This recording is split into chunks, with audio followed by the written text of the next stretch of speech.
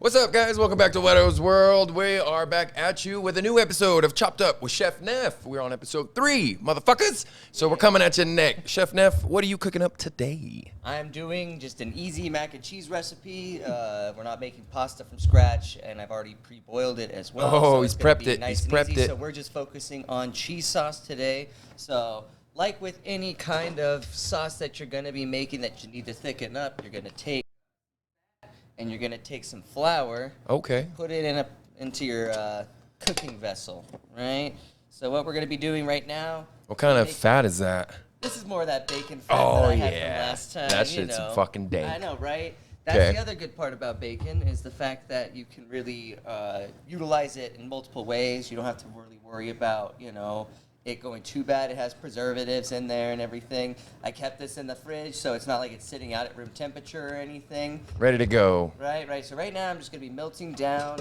Can we see an inside look of that pan, or how does that? It's just bacon fat on the Oh, bottom okay, right okay, now. yeah, There's yeah. nothing really going on. Nothing We're just fancy, heating yeah. up- We're just heating up the burner right now so that I can throw in some flour.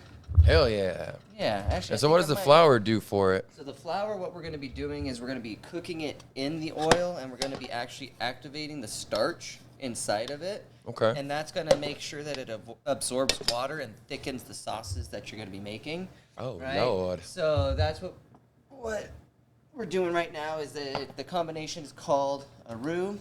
And so this is a little bit heavier on the oil, but we have a bigger pot. And it's called a roux, like a roux, or just roux? Roux, R-O-U-X. Oh, is that It's French? yeah. It's a French thing. It's a French thing. Yeah. That yeah, What's fancy people O-U-X always spells bro or something like that. Bro. I don't know how that works, but shout out to Kirk Bro. He was one of my old managers a long time ago, and he was the first person I ever saw that last name, and he was like, "Yeah, it's Bro," and I was like, "Bro, that has an X in it." But anyway, it's French, so. Right. All right, so now that that's melted down to an extent, I'm going to add some flour. You don't want too much because you don't want to thicken it up to like a paste consistency. Is this just regular everyday flour? Yeah, this is just regular all-purpose flour, and so we're going to do about like a tablespoon to... He's a chef. He knows his measurements. And a half. What you're looking for usually is a sandy consistency, like a wet sand consistency of your flour and oil. This is a little bit on the thinner side. Okay.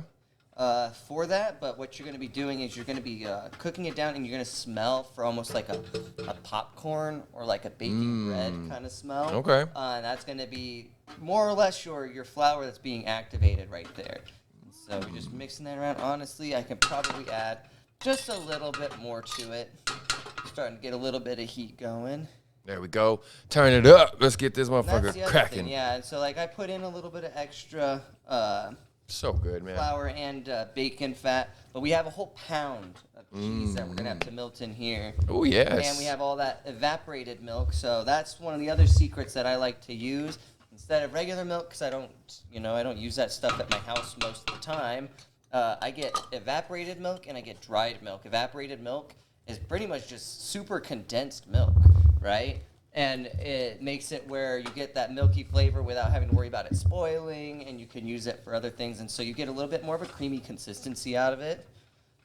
All right. That's looking good. So it's starting to foam up. You can't really see in there. Okay. You can see Okay. in Yeah, I there, can see right? it. I can see it. Yeah, so that's foaming up. That means that we're getting our cooking down. Kind of smells like bacon in there. Bacon fat. Love us so some bacon. I'm Bacon. going to be doing it more based off of sight, but for the most part, you don't really want to look for color or toasting on the flour. You're just looking to activate the starches so that you can start adding everything in. Fair. While we're doing That makes sense. I should probably be Shredding. Yeah, grating this cheese over here. Oh, grating, not shredding. Right? What's Yeah, grating? What's the grating, difference? I think it's the same thing, honestly. How fine it is, I would imagine. Maybe. I think that they're both like the same action, or like a different word for the same action. Okay. Right? A synonym? Oh, right. Ugh. And then if you can hand me some of those milk cans. All right. Look at me doing the damn we're thing. already getting some bubble That was on quick there. then. All right. I know, right? I'm actually going to turn down Chef the Neff ain't just a fucking around touch. today, boy. You better Right. come prepared. So we're doing that. Crack on that open. Make sure that's still moving. That bacon smells fucking bomb, man. Right? I'm never mad when I use bacon fat in anything. Right. All right, so mine is getting just a touch bit of color, but I'm cool with that. It's more of a preference thing. You can go even darker, but it is going to like change the flavor a little bit. And since we are just doing regular cheddar, milk, and everything, I think we can stand to add a little bit. Can I have a slice of that? I guess, yeah. Yeah. If anything, I'm That shit probably looks I'm good. probably just gonna give you some shredded cheese Oh, it smells instead of a slice. Dang. That's cool. Right?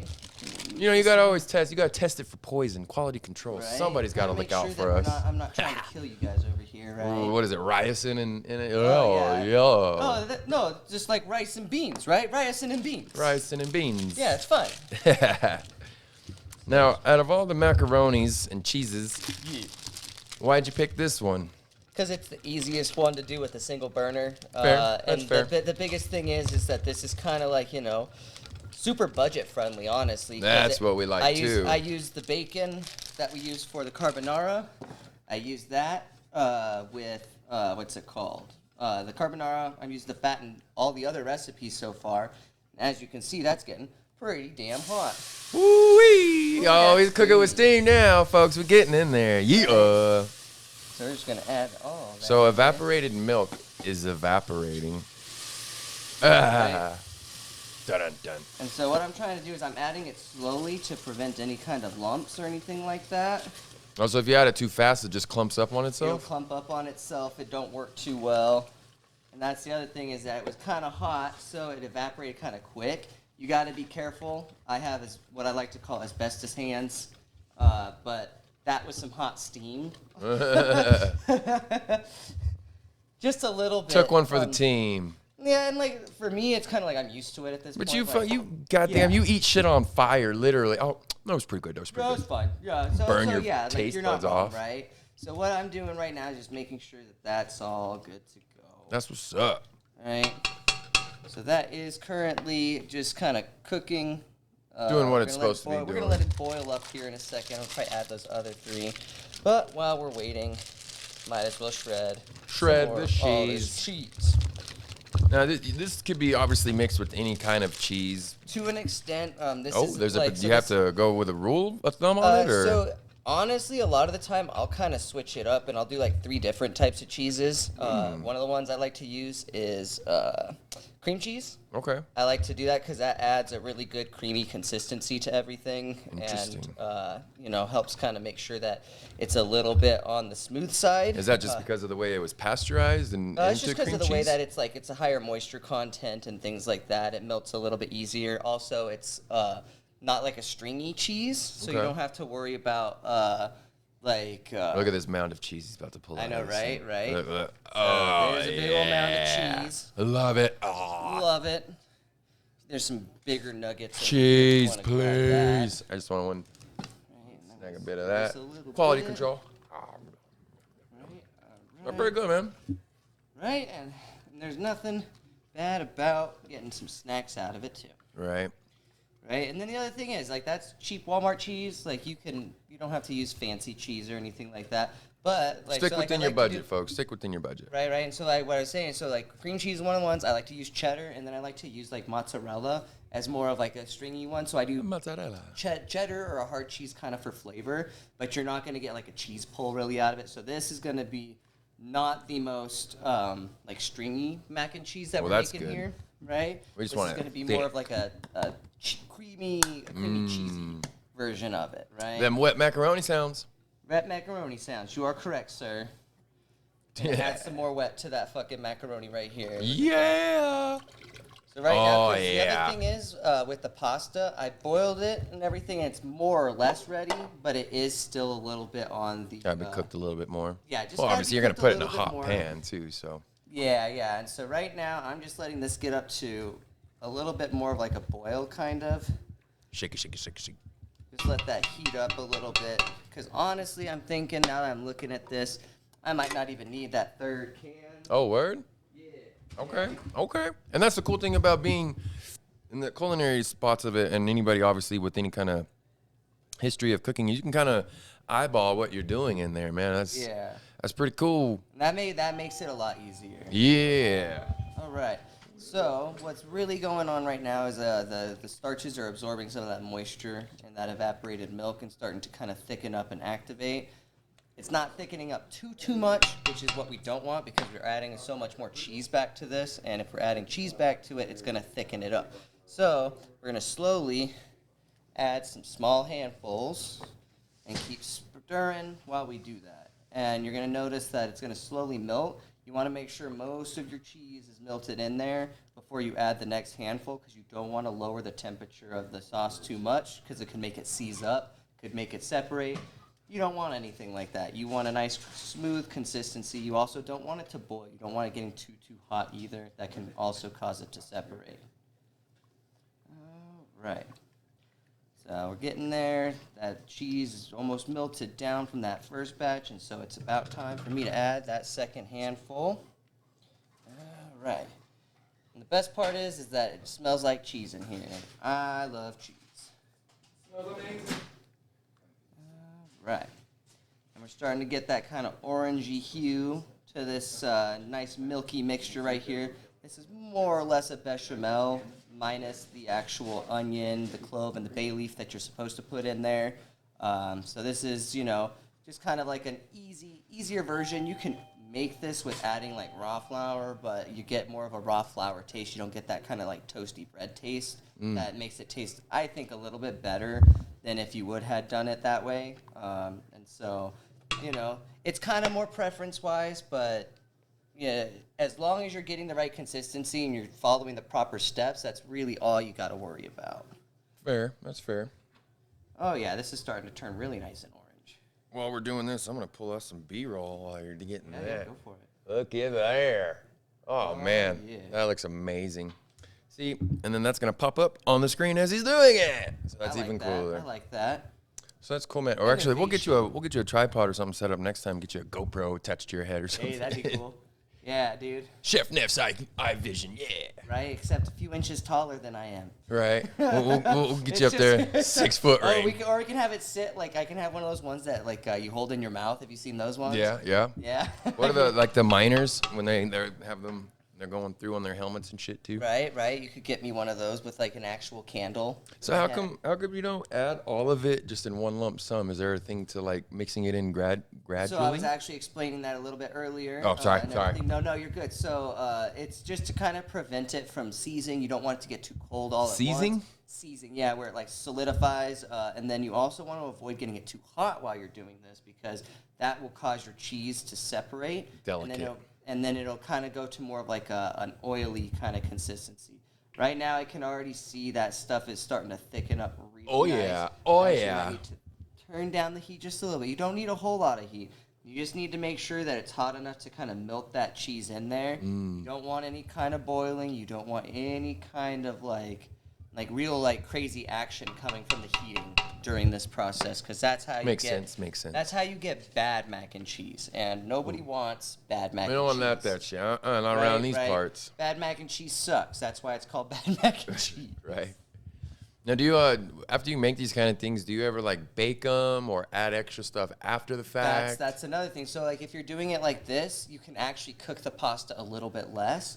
Leave this just a little bit more on the runny side, and then you can put it into like a casserole dish or something like that. You can put some breadcrumbs on top of that, and then just bake the living shit out of it. The fact that you don't cook those too much means that those are going to finish cooking in the oven and come to an al dente, and they'll absorb some of the extra moisture from the sauce, and that's really what you want to have. And you don't want it to be too soupy of a mac and cheese. And what's al dente? Al dente means to the tooth in Italian, and that's pretty much how you would cook dried pasta, where it kind of sticks to your teeth, but not. But you don't have any of that like crunchy texture or any of that kind of weird like uncooked texture, and it's also not too soft where it's like just mushy and like gives way. Yeah, this is like the proper way that you're supposed to dig do it. I dig it, man. All right, and this cheese sauce is coming together really well. Oh yeah, it's all goopy. It's starting to thicken up, and that's what we like. I will add that pasta here in just 1 second. You want any more pieces of cheese before I add the rest of Throw this? it in there, brother. Throw it in there. All right. So add the rest of that, and then we're going to add the pasta. Yeah. And then we'll be right back once everything's ready, honestly. We'll have it on a plate and everything for you guys. Yeah. All right. So we got that in there. All right, and I'm going to turn this down to low temp since that's the last bit of cheese. I know I'm not going to have to reheat this. And honestly, I want it to start to, because we're just eating it like this, I do kind of want it to kind of cool down a little bit. But once we throw that pasta in here, that should also kind of help as act like a heat sink and kind of take some of that heat that we don't want in there and put it in the pasta where we do want it, because that pasta is cold. We didn't just make it. I made it last night.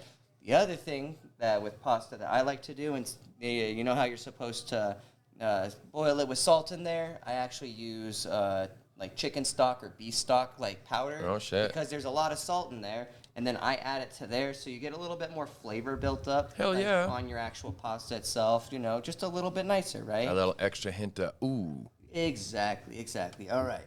Now this mac and cheese sauce. I can see it looks like it's pink. Yeah, man. Yeah, dude, Fuck this that's gonna be good. This is the right consistency.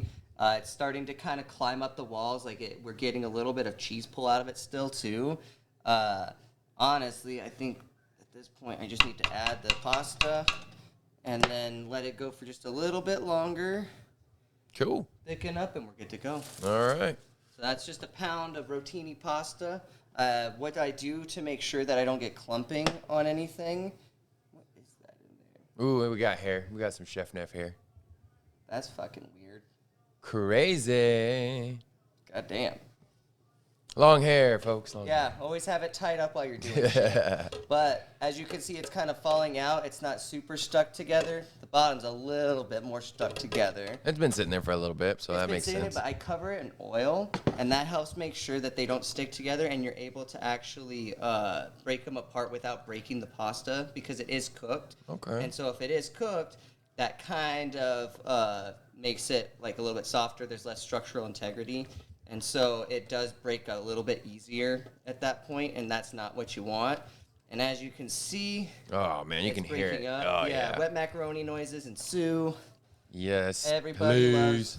Everybody loves those sounds. All right, well, while he is whipping up that cheese and them pastas, we're going to hit you with a quick commercial break. When we come back, we're going to have it plated and enjoy this mac and cheese here with Chef Neff, chopped up. All right, we'll be right back. Woo.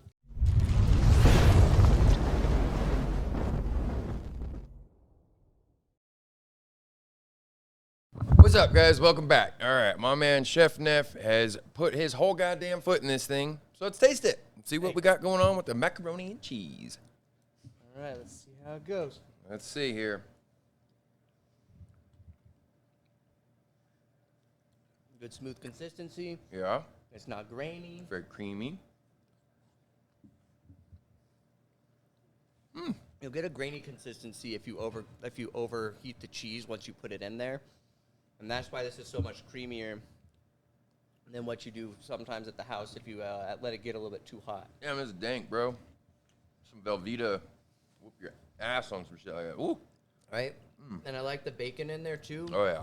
The bacon fat brings out just a little bit of smokiness to it, a little bit more savoriness. And then I boiled the pasta and water with beef stock instead of the salt, right, I was saying. And so we're getting a little bit more of like a meaty flavor out of the pasta itself. Yeah, man. There's no meat in here, but honestly, it's pretty satisfying in general. So yeah, that was pretty good, man. Watching you whop that up real quick was something I feel like I could have confidence in doing. So right. I dig it. The other thing is you can cook like 2 to 3 pounds of pasta, and then all you have to do is make like a small batch of this too, right? You make a small batch, and it's easy to whip up, and as long as you have a little bit of oil on your pasta in the fridge, it'll all come apart, so you can take individual servings out of it, and it makes it a little bit easier. You don't have to boil pasta and make sauce at the same time. Yeah, definitely a satisfied customer here, man. Well, we will definitely be dropping the ingredients and the instructions in the comments below, or in the description. In the comments below, be sure to you guys add what you would like to see him chop up next. Oh, yeah. For your guy, Whetto, my man, Chef Neff. Till next time. Ow.